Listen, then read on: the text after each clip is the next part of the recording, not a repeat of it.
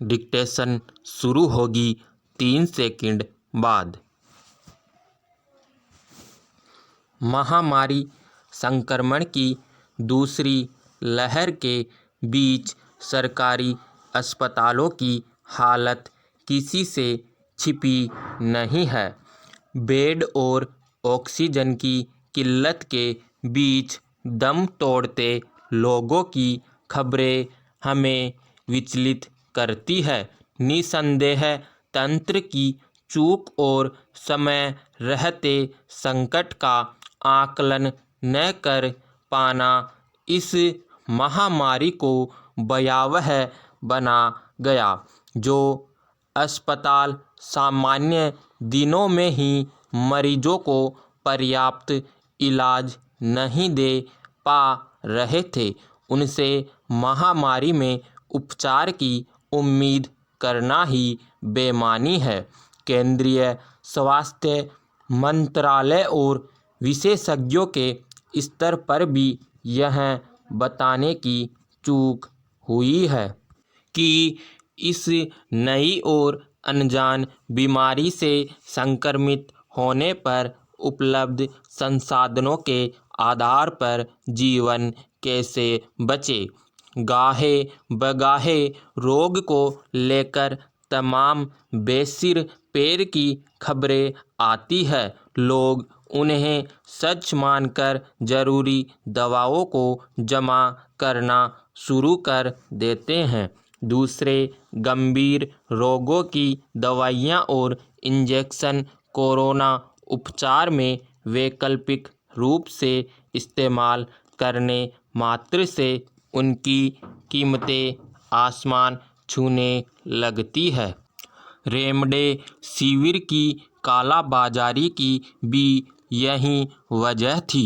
आखिर भय असुरक्षा के माहौल में जनता किस दिशा में चले, यह प्रामाणिक जानकारी देने वाला कोई नहीं था।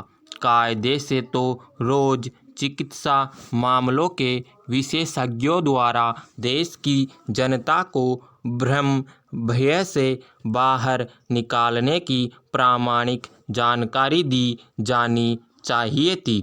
अब जब देश में रोज संक्रमितों का आंकड़ा 3.25 लाख पार कर रहा है, कोरोना के उपचार को लेकर एम्स ICMR कोविड-19 task force joint monitoring group की नई गाइडलाइंस सामने आई है, जिसमें कोरोना के वयस्क मरीजों के लिए दिशा निर्देश जारी किए गए हैं, जिसमें रोगियों को माइल्ड, मॉडरेट और गंभीर श्रेणी में बांटा गया है। माइल्ड श्रेणी में वे रोगी आएंगे जो हल्के संक्रमण में तो है, मगर उन्हें सांस लेने में दिक्कत नहीं होती।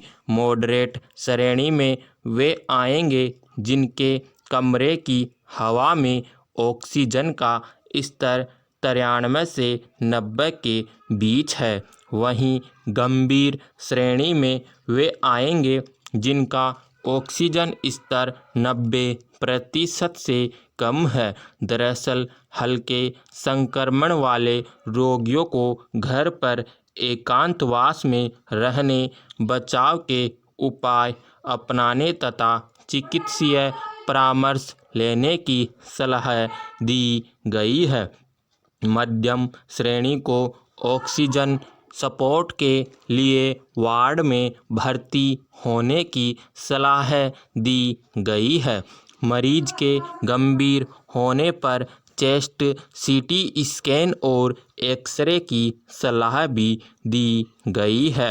वहीं गंभीर श्रेणी के मरीजों को ICU में भर्ती करने तथा रेस्पिरेटरी सपोर्ट देने का परामर्श है। दरअसल हाल के दिनों में 60 साल से अधिक उम्र के जीवन शैली के रोगों से पीड़ित रोगी संक्रमण से गंभीर रूप से पीड़ित हुए। कमोबेश इसी वर्ग में मृत्यु दर अधिक पाई गई है, तभी गंभीर और मध्यम श्रेणी के उन रोगियों को रेमडेसिविर के इस्तेमाल की सलाह दी गई जिन्हें ऑक्सीजन पर रखने की ज़रूरत नहीं है।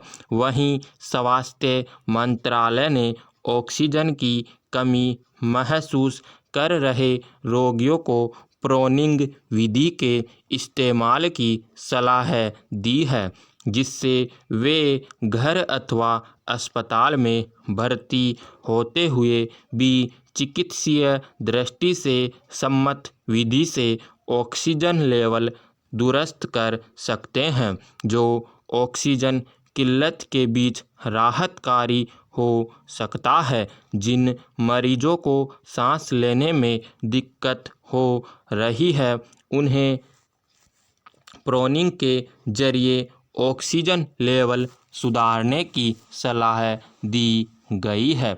गाइडलाइन में बताया गया है कि पेट के बल लेटकर गहरी सांस लेने की प्रोनिंग प्रक्रिया उन लोगों के लिए उपयोगी है जो घर पर ही एकांतवास में सांस लेने में दिक्कत महसूस कर रहे हैं और ऑक्सीजन का स्तर 94 से नीचे चला गया हो। यह विधि 80% तक कारगर है। इससे सांस लेने और ऑक्सीजन का स्तर सुधरता है। इतना ही नहीं, आईसीयू में भर्ती मरीजों में इसके अच्छे परिणाम देखने को मिले हैं, जो वेंटिलेटर व न मिलने की स्थिति में भी कारगर है। इस विधि में पेट के बल लेटकर तकिया इस्तेमाल करने की सलाह दी जाती है। स्टॉप।